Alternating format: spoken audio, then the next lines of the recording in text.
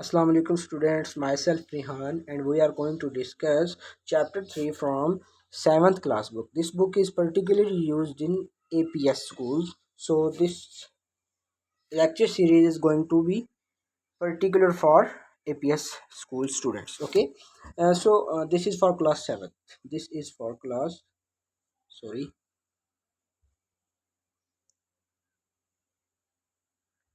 This is for class 7. Okay, beta. What is this chapter saying? The name of the chapter is Application of Mathematics in Practical Situations. What are these practical situations? In this chapter, these practical situations are relating money things. For example, you are buying something, you are selling something, you are gaining profit, you have a loss or discount, and anything regarding money and transactions we will deal in this chapter. Okay, so in this vocabulary I will discuss all the tips and tricks, all the terminologies with you I am going to use in this chapter. Okay, we will go exercise by exercise. I mean to say topic by topic. For example, the first exercise is 3a. The topic for 3a is profit and loss. So we will go like that. Okay. अच्छा, तो अब हम लोग सबसे पहले क्या deal करते हैं बेटा, हम कॉस्ट प्राइस को देखते हैं. What is cost price? अब ये जो कॉस्ट प्राइस है, I will use CP for cost price through out this exercise and similarly SP for selling price in this exercise. Okay बेटा. सो कॉस्ट प्राइस बेटा आपकी क्या होती है? Cost price the price at which an item is bought, यानी वो price होती है जिस पर आप किसी चीज़ को ख़रीद कर लाए हो सिर्फ. और इसी तरह सेलिंग प्राइस क्या, जो चीज़ आपने किसी प्राइस पर बेची है. For example, let us we take an example. You have bought a packet of bread for 200 rupees. 200 रुपये की आपने क्या खरीदी? पैकेट ब्रेड का पैकेट खरीदा. तो अब ये जो 200 रुपये है, ये एक ही टाइम पर कॉस्ट प्राइस भी है और एक ही टाइम पर ये बेटा सेलिंग प्राइस भी है. अब ये कॉस्ट प्राइस किसके लिए होगी? ऑब्वियसली जो खरीद रहा है. खरीद कौन रहा होता है? कस्टमर. तो कस्टमर के लिए ये क्या होगी? Selling price. Selling price for C से मैं कस्टमर लिख रहा हूँ, ठीक है. Selling price for customer. और इसी तरह से बेटा ये सेलिंग प्राइस किसके लिए होगी? सेलिंग प्राइस ऑब्वियसली शॉपकीपर आपको बेच रहा है ना, तो शॉपकीपर के लिए ये सेलिंग प्राइस हो जाएगी. This is selling price for shopkeeper. Okay, तो इसका मतलब एक ही प्राइस एक ही वक्त में कॉस्ट प्राइस भी होती है और सेलिंग प्राइस भी होती है. किस लिए? जो खरीद रहा है उसके लिए कॉस्ट प्राइस, जो बेच रहा है उसके लिए सेलिंग प्राइस. ठीक है बेटा. अब इसी कॉस्ट प्राइस और सेलिंग प्राइस के अंदर we have profit and loss. हम लोग कुछ कई सिचुएशंस में हमें प्रॉफिट होता है, कुछ सिचुएशंस में हमें लॉस होता है. तो अब लॉस कब होगा या प्रॉफिट कब होगा, हम लोग ये देख लेते हैं. अच्छा देखें, अब लॉस कब होगा बेटा, सॉरी प्रॉफिट कब होगा? प्रॉफिट को एक और लफ्ज़ कुछ क्वेश्चंस में यूज़ किया गया एक्सरसाइज में, गेन का वर्ड. ठीक है बेटा. तो गेन कहीं पे आ रहा है तो इसका मतलब प्रॉफिट ही लिया जा रहा है वहाँ पर भी. अब मैं आपको इसकी डेफिनेशन पढ़ाने से पहले मैं एक एग्जांपल जो है वो डिस्कस करता हूँ. ठीक है, तो उम्मीद है उससे आपको ज़्यादा समझ आएगी. अच्छा देखिए, फॉर एग्जांपल आप एक शॉप पर गए, ठीक है, या आपने एक शॉप बनाई. ठीक है, you have like a setup जिसमें आपने एक शॉप चीज़ें बेच रहे हो. से फॉर एग्जांपल आपने एक घड़ी बेचनी है, एक रिस्ट वॉच आपने सेल करनी है. ठीक है, से फॉर एग्जांपल आपने वो ली है से 400 रुपीज़ की. आप वो जो रिस्ट वॉच है, रिस्ट वॉच के लिए मैं W लिख रहा हूँ, यानी वॉच है तो वॉच से W आ जाएगा. बस आपने रिस्ट वॉच कंसिडर रखना है इसको. ठीक है, तो फॉर एग्जांपल मैं रिस्ट वॉच जो है वो 400 रुपीज़ में ख़रीद कर लाया हूँ. ठीक है, और उसको मैं सेल कर रहा हूँ कितने में से? फॉर एग्जांपल मैं इसको 600 में सेल कर रहा हूँ. 600 में मैं रिस्ट वॉच को सेल कर रहा हूँ. ये जो ब्लू में लिखी हुई है मैं इस पर लिख भी देता हूँ. ये क्या है? ये है सेलिंग प्राइस. और इसी तरह से जो पर्पल कलर में लिखी हुई है ये बेटा आपकी क्या है? Cost price. ठीक है, ये आपकी कॉस्ट प्राइस है. आप किसी कंपनी से या किसी बड़ी शॉप से आप 400 रुपीज़ में वॉच लेकर आए और 600 में आपने सेल कर दी. तो अब यहाँ पर देखो तो आपकी जो सेलिंग प्राइस है, अब आपको क्या नज़र आ रहा है? जो आपकी जो सेलिंग प्राइस है बेटा वो क्या है? वो ग्रेटर देन है आपकी कॉस्ट प्राइस से. ठीक है, तो इसका मतलब ऑब्वियसली आपको प्रॉफिट होगा. क्यों? क्योंकि आप ज़्यादा में बेच रहे हो, कम में लेकर आए हो और ज़्यादा में बेच रहे हो तो प्रॉफिट होगा. दो, अब कितने का प्रॉफिट होगा वो आप सेलिंग प्राइस में से माइनस कर लोगे, यानी कि 600 माइनस 400. तो ये बेटा आपका क्या आंसर आ जाएगा? 200. तो 200 बेटा आपका आंसर आ जाएगा। ठीक है, तो 200 का आपको प्रॉफिट हो गया। तो अब प्रॉफिट कब हुआ है? जब सेलिंग प्राइस कॉस्ट प्राइस से बड़ी थी। ठीक है, ये आपकी सेलिंग प्राइस थी। अब हम दूसरी लॉस की एग्जांपल देख लेते हैं। यानी मैं समझाने की कोशिश कर रहा हूँ कि लॉस का प्रॉफिट कब होगा? जब भी आपकी सेलिंग प्राइस, जो आपको सेलिंग प्राइस गिवन है, एसपी जो गिवन है, अगर वो कॉस्ट प्राइस से ज़्यादा होगी तो आपको हमेशा प्रॉफिट होगा। ठीक है, कभी भी आपको लॉस नहीं हो सकता है।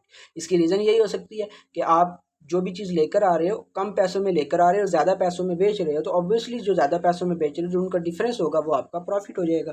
ठीक है, अच्छा नेक्स्ट अब लॉस। अब देखें, ये भी मैंने प्रॉफिट की यही डेफिनेशन बेटा लिखी हुई है, when selling price is more than. ये डेफिनेशन नहीं है, जस्ट आपको बता रहा हूँ। ठीक है, प्रॉफिट की बेसिकली डेफिनेशन आप ये कर सकते हो कि the extra money we have when we, you can say, जब हमें मतलब एक्स्ट्रा मनी जो है वो आपकी होगी जब सेलिंग प्राइस ज़्यादा है, कॉस्ट प्राइस कम है, तो जो एक्स्ट्रा मनी सिचुएशन में है वो आपका प्रॉफिट होगा। ठीक है, इसी तरह इनकी डेफिनेशंस याद करने की ज़रूरत नहीं है, ये वोकैबुलरी जस्ट एक टर्मिनोलॉजी समझाने के लिए या शॉर्ट ट्रिक्स समझाने के लिए बनाई गई है, जिससे आपको एक्सरसाइज के क्वेश्चन सॉल्व करने में ईजी रहेगा काम। ठीक है, लेकिन इसका पेपर पॉइंट ऑफ व्यू से जो है वो पेपर में वोकैबुलरी या कुछ डेफिनेशन ऐसी चीज़ें नहीं आती, आपके क्वेश्चंस आते हैं। तो वोकैबुलरी जैसे इसलिए होती है कि आपको चलिए टर्मिनोलॉजीज़ की समझ आ जाए, ताकि आपको जब हम वो टर्मिनोलॉजीज एक्सरसाइज में डायरेक्टली यूज़ करें तो आपके लिए प्रॉब्लम क्रिएट ना हो। इसी तरह से बेटा लॉस होगा। लॉस क्या होता है? से फॉर एग्जांपल इसी के उलट चलते हैं। हमने एक, चलिए हम रियलिस्टिक कोई एग्जांपल देखते हैं। Let us say we have bought a mobile phone. ठीक है, हमने एक मोबाइल फ़ोन ख़रीदा। से फॉर एग्जांपल मैं कहता हूँ कि 50K में, यानी 50,000 में हमने एक मोबाइल ख़रीदा। मोबाइल के लिए मैं एम लिख रहा हूँ। ठीक है, हमने एक मोबाइल बेटा ख़रीदा, तो हमने उसको सेल कितने में किया? से फॉर एग्जांपल हमने ख़रीदा, हमने कुछ अरसा उसको यूज़ किया। ठीक है, अब देखें 50 में हमने ख़रीदा ना, तो हमारे लिए कॉस्ट प्राइस है और शॉपकीपर के लिए यही सेलिंग प्राइस हो जाएगी। अब से फॉर एग्जांपल हमने नया मोबाइल लेना था, हमने अपने आप को अपडेट करना है, तो हमें मोबाइल अच्छा नहीं लगा या किसी वजह से हमें वो मोबाइल चेंज करना पड़ गया, तो अब हमने उस मोबाइल को सेल करना है। तो सिर्फ अब वो 50 में लिया तो 50 में तो नहीं बिकेगा वो। ठीक है, तो कम कम पैसों में बिकेगा। से फॉर एग्जांपल आपने 45K में उसको सेल करना है, सॉरी 45K में बेटा आपने सेल करना है इसी मोबाइल फ़ोन को। ठीक है, तो अब देखो आपकी जो सेलिंग प्राइस थी, आपकी जो, अब यहाँ पे क्या है, ये बेटा आपकी कॉस्ट प्राइस है, और ये वाली जो है ये आपकी सेलिंग प्राइस है। अब आपको यहाँ पर क्या नज़र आ रहा है? आपको ये नज़र आ रहा है कि जो आपकी कॉस्ट प्राइस है वो ग्रेटर है सेलिंग प्राइस से। ठीक है, तो अब इस सिचुएशन में बेटा आपको हमेशा लॉस होता है। ठीक है, जब भी आप चीज़ खरीद कर लाए, आप ज़्यादा पैसों में ख़रीद कर लाए और कम पैसों में सेल कर रहे हो किसी भी वजह से। ठीक है, ज़रूरी नहीं कि आपको शौक़ है लॉस का, नहीं, लॉस का शौक़ तो किसी को नहीं होता, बस ये है कि किसी वजह से आपको वो कम पैसों में सेल करनी पड़ रही है। फॉर एग्जांपल कोई फॉल्ट था उसमें, या फॉर एग्जांपल आपने कुछ चीज़ अरसा यूज़ की है, सेकंड हैंड करके बेच रहे हो, तो उसमें आपने उसको ऑब्वियसली वो कम पैसों में जाएगा, इरिस्पेक्टिव के अब मार्केट में क्या चल रहा है। कई दफ़ा ऐसा होता है कि आप 50 में लेकर आए हो, मार्केट में उसकी प्राइस वैल्यू बढ़ गई है, तो हो सकता है आपको वो 50 में ही सेल हो जाए। ठीक है, तो लेकिन उसके रिस्पेक्टिव हम जस्ट लॉस को समझने की कोशिश कर रहे हैं। ठीक है, अब यहाँ पर क्या सिनेरियो बनेगा, आपको किस तरह आप लोग फाइंड करेंगे? वही सिमिलरली आप लोग 50 में से 45 को माइनस कर दोगे तो आंसर आएगा 5। ठीक है, 50 माइनस 45 इज इक्वल टू 5। तो 5K जो है, यानी 5,000 का आपको यहाँ पर लॉस होगा। ठीक है, अब यहाँ पर आप कुछ बच्चे कंफ्यूज हो सकते हैं, कुछ बच्चे बेटा कंफ्यूज हो सकते हैं प्रॉफिट और सेलिंग में, कि हमने माइनस किस में से किसको करना है। For example selling price cost price दोनों दी हुई हैं, और आपको ये भी पता चल गया कि बड़ा कौन सा है। ठीक है, आपको ये समझ आ गया कि सेलिंग प्राइस बड़ी है, ऑब्वियसली वो तो आप 7th क्लास के स्टूडेंट्स हैं, तो आपको तो पता चल जाएगा कि कौन सा नंबर बड़ा है कौन सा छोटा है। तो अब आपको पता तो चल गया बड़ा नंबर कौन सा। अब आप ये कंफ्यूज हो रहे हो कि आपने सेलिंग में से प्रॉफिट को माइनस करना था, सॉरी सेलिंग में से कॉस्ट को माइनस करना था, या कॉस्ट में से सेलिंग को माइनस करना था प्रॉफिट या लॉस के लिए, अकॉर्डिंगली जो भी क्वेश्चन आएगा। तो आपने जस्ट पहले सबसे स्टेप बताता हूँ मैं, सबसे फर्स्ट स्टेप आपने देखना है कि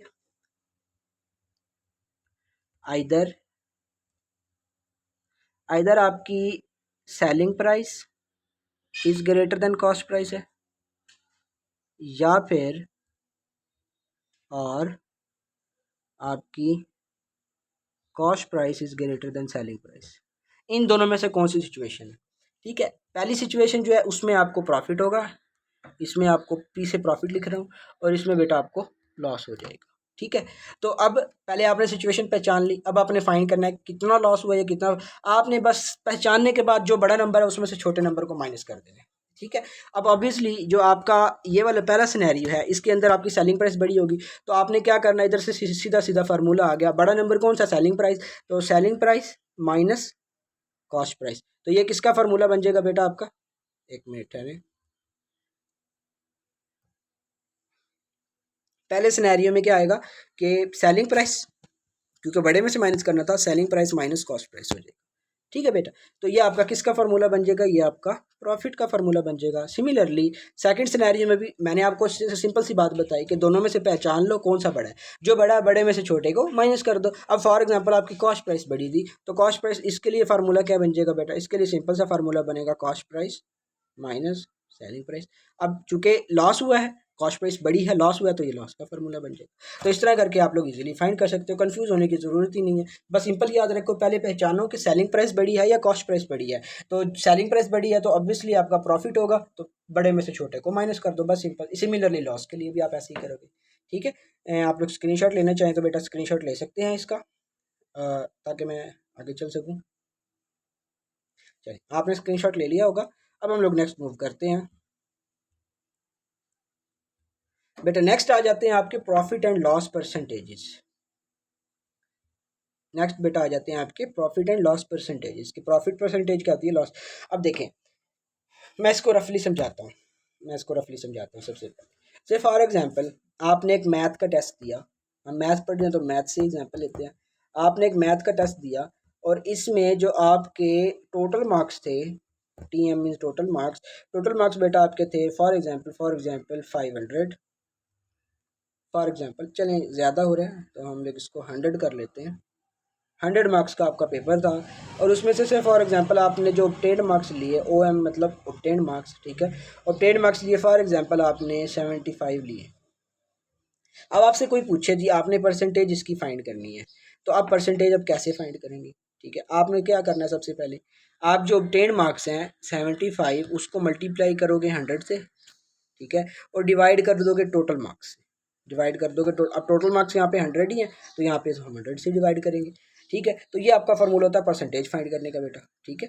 यानी तो obtained marks multiply by 100 divide by total marks. तो सिमिलर गोज फॉर, अब देखो अब आप इसको पढ़ोगे कैसे कि obtained marks as a percentage of total marks, इसको हम ऐसे पढ़ते हैं। मैं एक मिनट जरा स्क्रीन ऑफ करके दोबारा लिखता हूँ। इसको हम कैसे पढ़ेंगे, obtained marks as a percentage of total marks, ठीक है।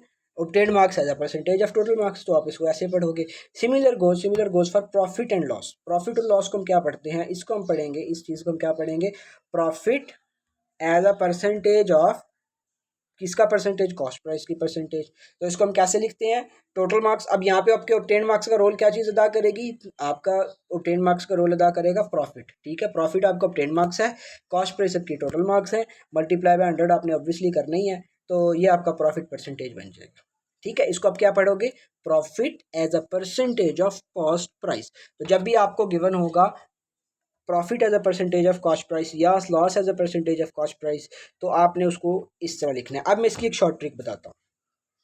देखें, आपके पास कुछ भी लिखा हुआ है, say for example A is a percentage of B. अब ए और बी की जगह कुछ भी हो सकता है, ठीक है। ए की जगह आप कर लो profit is a loss of cost price, profit is a percentage of cost price, loss is a percentage of cost price. यानी ए और बी की जगह कुछ भी टर्म्स हो सकती हैं। यहाँ पर ये ए की जगह भी कुछ हो सकता है, बी की जगह भी कुछ भी हो सकता है। तो आपने अब इसको कैसे करना है, आपने सबसे पहले तो अब जिसकी परसेंटेज है, ठीक है, अब ए एज अ परसेंटेज है तो ए की ए परसेंटेज बन जाएगा, एक तरफ बन जाएगा A percentage is equal to, ठीक है। अब आप लोग क्या करोगे, ये जो इज अ परसेंटेज ऑफ है, इज अ परसेंटेज ऑफ, इसको बेटा आप लोगों ने डिवाइड में बदलना है। अब बताता हूँ कैसे। देखो, ये जो सबसे पहले लिखा हुआ है वो ऊपर आ जाएगा, जो पहले लिखा हुआ है वो ऊपर आ जाएगा, डिवाइड बाय ये एज आ परसेंटेज ऑफ को हटा के डिवाइड का साइन लग गया, ठीक है। और ये जो बाद में लिखा हुआ है आपका, ये जो बाद में लिखा हुआ है ऑफ के बाद, ये आपका नीचे आ जाएगा। और चूंकि आप परसेंटेज बेटा फाइंड कर रहे हैं, चूंकि बेटा आप लोग परसेंटेज फाइंड कर रहे हैं, तो आप इसको मल्टीप्लाई बाय 100 कर दोगे। तो इस तरह करके आप लोगों ने फाइंड करना है। अब यहाँ पर हो क्या रहा था, अब यहाँ पर आप क्या लिख रहे थे, profit as a percentage of CP यानी कॉस्ट प्राइस, ठीक है, हम लोग ऐसे लिख रहे थे। अब इसके अंदर हम लोग क्या करेंगे, अब चूंकि प्रॉफिट एज अ परसेंटेज है, तो हम सबसे पहले यहाँ पे बन जाएगा प्रॉफिट परसेंटेज, ठीक है, इज इक्वल टू, अब जो प्रॉफिट पहले है, अब प्रॉफिट को लिखो। प्रॉफिट के लिए मैं जस्ट पी लिख रहा हूँ, चलिए प्रॉफिट पूरा ही लिख लेते हैं।